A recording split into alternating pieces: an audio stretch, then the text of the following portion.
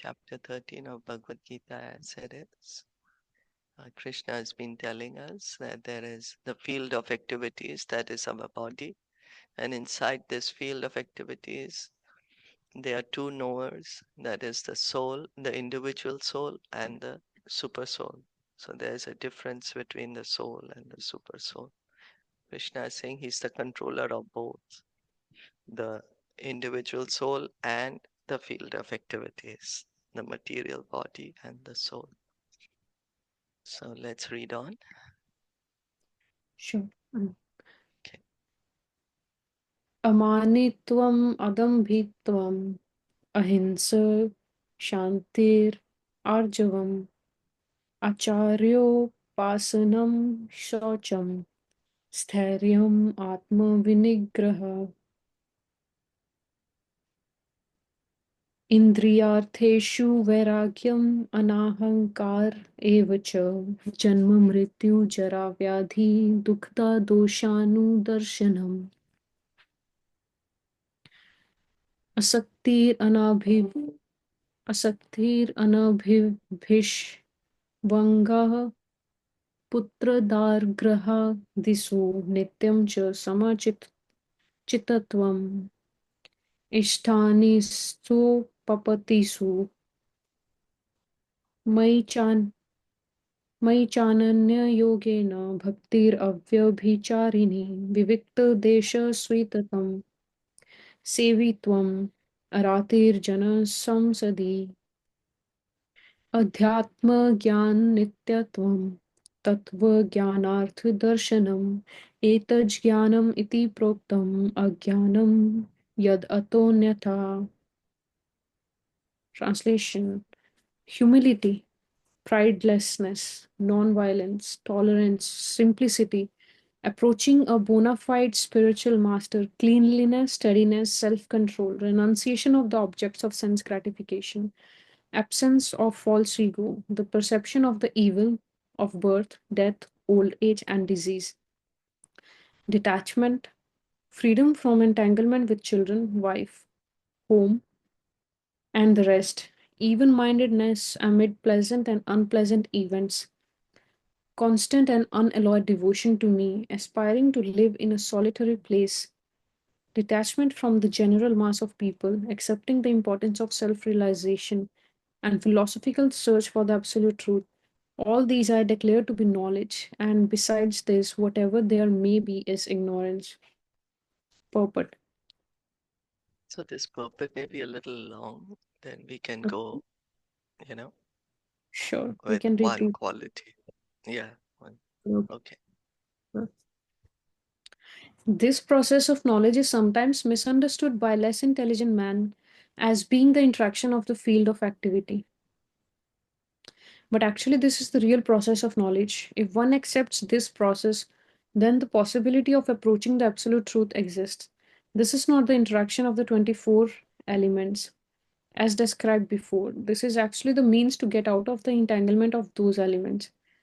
The embodied soul is entrapped by the body, which is a casing made of the 24 elements, and the process of knowledge, as described here, is the means to get out of it. All of the descriptions of the process of knowledge, the most important point is described in the first line of the 11th verse. Mai chanya yogena bhaktir avyabhicharini. The process of knowledge terminates in unalloyed devotional service to the knowledge to the Lord. So, if one does not approach or is not able to approach the transcendental service of the Lord, then the other 19 items are of no particular value. But if one takes to devotional service in full Krishna consciousness, the other 19 items automatically develop within him. As stated in Srimad Bhagavatam 5.18.12, Yashyasti Bhaktir Bhagavati Akinchana Sarver Gunas Tatra Samaste Suraha. All the good qualities of knowledge develop in one who has attained the stage of devotional service. The principle of accepting a spiritual master, as mentioned in the 18th verse, is essential. Even for one who takes to devotional service, it is most important. Transcendental life begins when one accepts a bona fide spiritual master. The Supreme Personality of Godhead, Sri Krishna, clearly states here that this process of knowledge is the actual path. Anything speculated beyond this is nonsense. Okay, let's speak about this one then. What is Prabhupada saying here in the purport? He's saying in this verse, we will get to know the means of, uh, getting out of this entrapped, of this entanglement. Yeah, but this is Yeah, not, in previous verses, uh, like it was mentioned how our bodies made, and in this verse, it is being told that how we can get out of these 24 elements, go yeah. beyond. And what is the most important point, he says? Spiritual master. Yeah, approach a And spiritual master, right? the first, I guess, the first and Mhm. for prime foremost is approaching spiritual master, right? Yeah, Without him, we cannot go ahead. yeah. Okay. True. Okay, so and then let's go on. Okay. As for the knowledge outlined here, the items may be analyzed as follows. Humility means that one should not be anxious to have the satisfaction of being honored by others. The material conception of life makes us very eager to receive honor from others. But from the point of view of a man in perfect knowledge who knows that he is not this body, anything, honor or dishonor, pertaining to this body is useless. One should not be hankering after this material deception. People are very anxious to be famous for their religion, and consequently, sometimes it is found that without understanding the principles of religion, one enters into some group which is not actually following religious principles and then wants to advertise himself as a religious mentor. As for actual advancement in spiritual science, one should have a test to see how far he is progressing. He can judge by these items. Hmm. So, what is the quality? It's a very important Uh, quality. We should not expect any kind of honor or dishonor, or like humility. We we need to have humility. Yeah. Yes. Like Lord Chaitanya also says, right? Trinadapi sunichena. Mm, That's the foundational verse of chanting Hare Krishna. Trinadapi sunichena tarorapi saishnuna amanena manadena kirtanya sada Hare.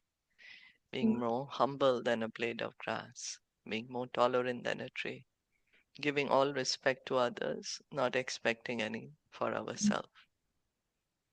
And in okay. that state of mind, Lord Chaitanya says, one can constantly chant the holy name of the Lord. Mhm. So, humility. Here, Prabhupada is saying that one who understands I'm not the body, I'm the soul,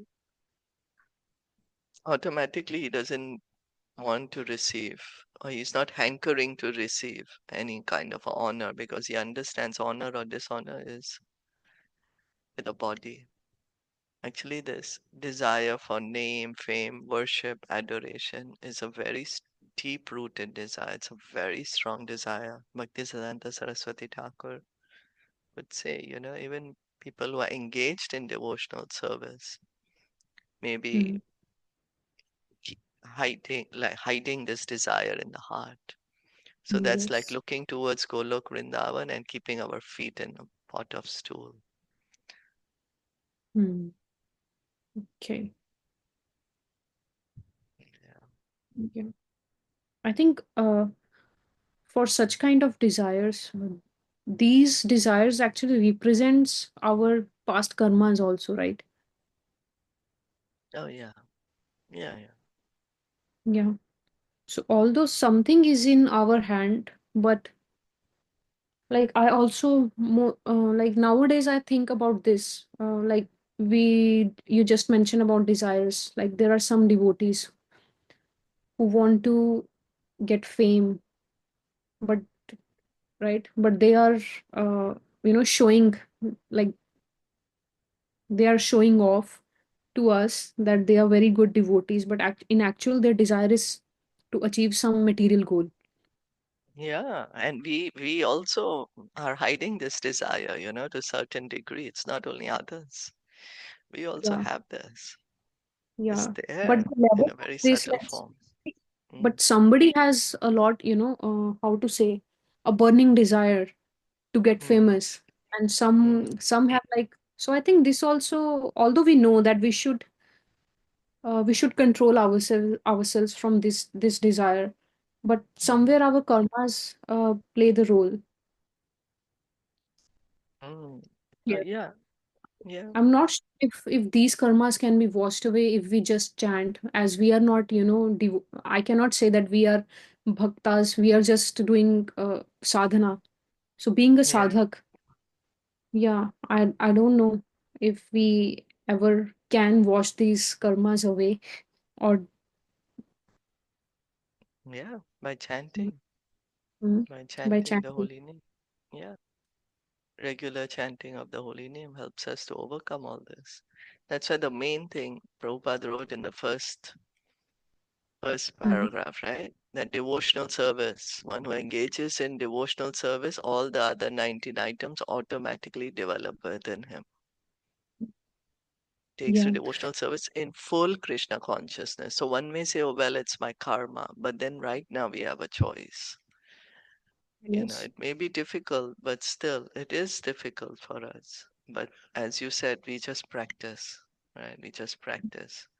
We're not fully Krishna conscious, but we practice. And the more we practice, the more those qualities hopefully develop in us. Sometimes we have to consciously make the effort to also develop the qualities. That's why it said cultivation of Krishna consciousness.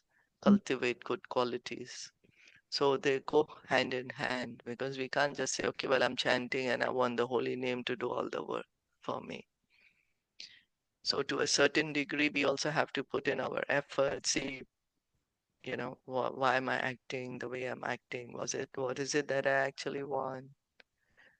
mm, Uh, Trying to be intentional also.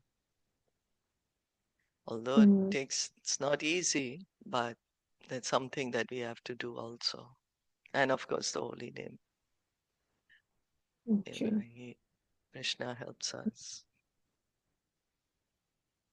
So, Mm, like the desire for honor, for example, same again, the humility would be opposite of desire for honor, right?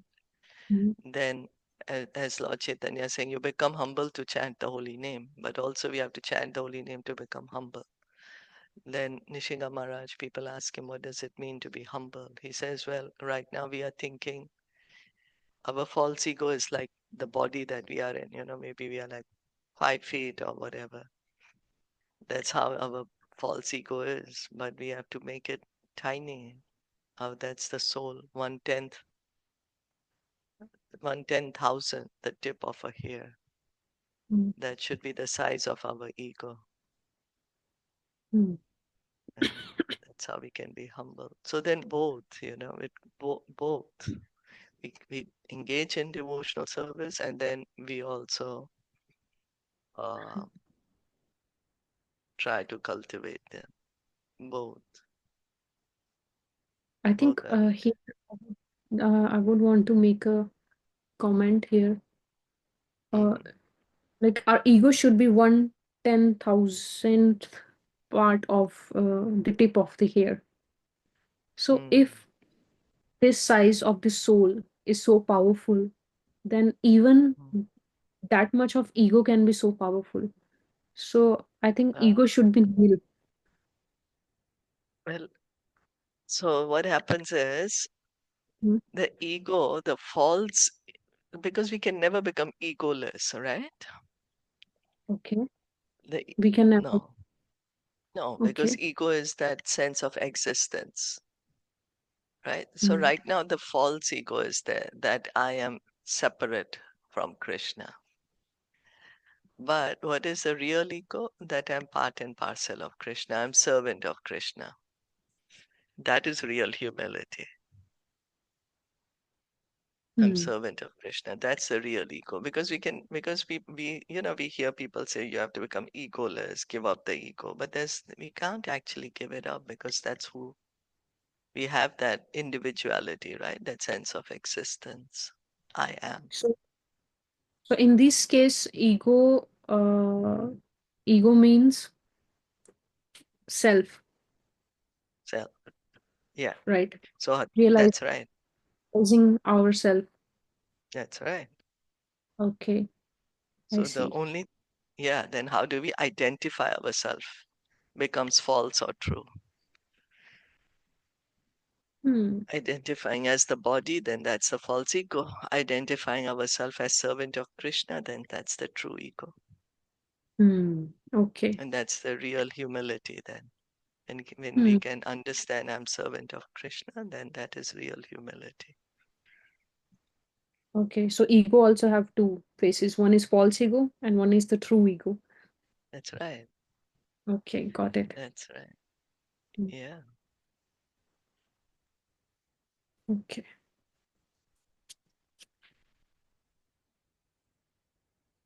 Okay. So yeah. Non-violence is generally taken to mean not killing or destroying the body, but actually non-violence means not to put others into distress. People in general are trapped by ignorance in the material concept of life, and they perpetually suffer material pains. So unless one elevates people to spiritual knowledge, one is practicing violence. One should try his best to distribute real knowledge to the people so that they may become enlightened and leave this material entanglement. That is non-violence. Interesting, right? Yes. It's like no distress even to others. Yeah. So what is actually non-violent? Not to put others into distress. Yeah. So that means giving Krishna consciousness to others because everyone is in distress. Hmm. That's why Prabhupada is saying, unless one elevates people to spiritual knowledge, one is practicing violence. Each and everyone is suffering here in this material world, right? Some may know it, some don't even know. Some of us don't even know we are suffering, and someone may Yeah. know it, but suffering is there. So then, what does the devotee do? He tries to take us out of this material world, and that's how he's really non-violent. Like somebody's caught in a fire, so you're just going to pull him out of the fire, right? Hmm. That's what the devotee does. He's trying to pull us out of this forest fire. This material world is compared to a blazing forest fire. Hmm. Devotee is trying to take us out of it. And that's how he is practicing non-violence. So then we also need to do our part to whatever degree that we can distribute this knowledge to others. Hmm. To Hmm. help, because the understanding is till the time we are in the material world, we will continue to suffer, and the other living entities will also continue to suffer. So we try to engage them in devotional service so they can also finish their suffering, and then that becomes real non-violence. So, in this sense of non-violence, when we like obviously like since childhood, our parents are pushing us to study, to earn money, to become something. So that will also count into non-violence in this sense. Okay, so then um, actually the real what the parent should do is also to give us, well, the main thing is to give us spiritual knowledge. So material, okay, we will have to study, we will, because we have to be practical also, understanding that I am in this body, somehow or the other I have to maintain my body, be in this material world. But at the same time, I also have to cultivate spiritual knowledge, cultivate Krishna consciousness. So if a parent is able to give both to the children, then that is really non-violence. But if a parent is just giving only material towards material, then yeah, that is violence. That's So why Bhagavatam says that one I should think I not become mentioned a father. Huh? I think I mentioned the wrong word. It should be violence, not non-violence. What Yeah, I was stating. Yeah, yeah, yeah, yeah, yeah. yeah, I got the point. So that's why Bhagavatam mentions that one should not become a parent if they are not able to liberate their children.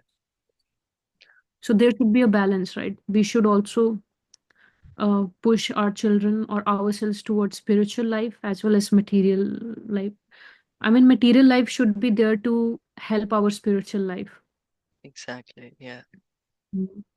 Okay. Yeah. Because right now, see, first it has to go like gradually, because we are completely in material life. So now, if we make suddenly a change, we may fall because Mm. losing balance, like how we walk, right? From one foot, then we put how we put, when we are really steady, then we lift the other foot from the ground.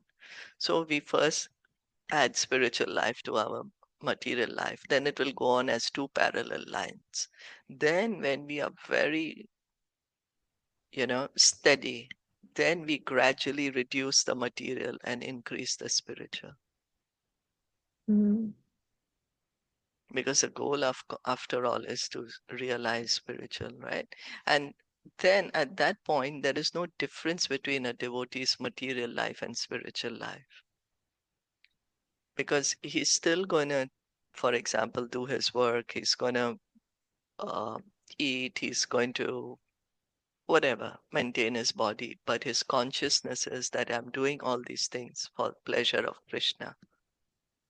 Mm. So his consciousness has changed. So he's still going to continue to do the things which we may think is material, but because he's doing for pleasure of Krishna, it is spiritual.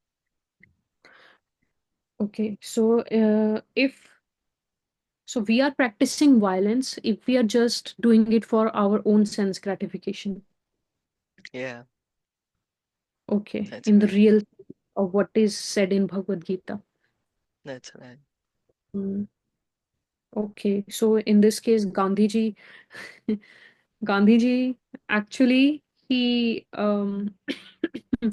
was against violence, but actually he supported. He was preaching violence in that sense. From what Krishna is saying in Bhagavad Gita, right? Based Yeah. on that, Yeah. Yes. based on what Krishna is saying, real non-violence is actually get people out of this material world. Mhm. Yes. That is Yeah. real non-violence. Mm. Okay. There Got is it. a Got it. material, yeah, material non-violence is there, but real non-violence get people out of here. Mm. But people need to understand what actually is the real meaning of non-violence. That's why we need to spread this knowledge. That's why really Bhagavad Gita knowledge should be spread. Mm. There's a great need to spread this Yes. knowledge. Otherwise, how would we know, right? Mm. Right. Mm. Okay. So Okay, I let's. think this goes on longer, I think. Okay. So, should we stop here? We can Okay. continue tomorrow then. Okay. Bhagavad Gita ki jai, Srila Prabhupada ki jai, Gaur Bhakta Vrinda ki jai, Hare Krishna. Thank you.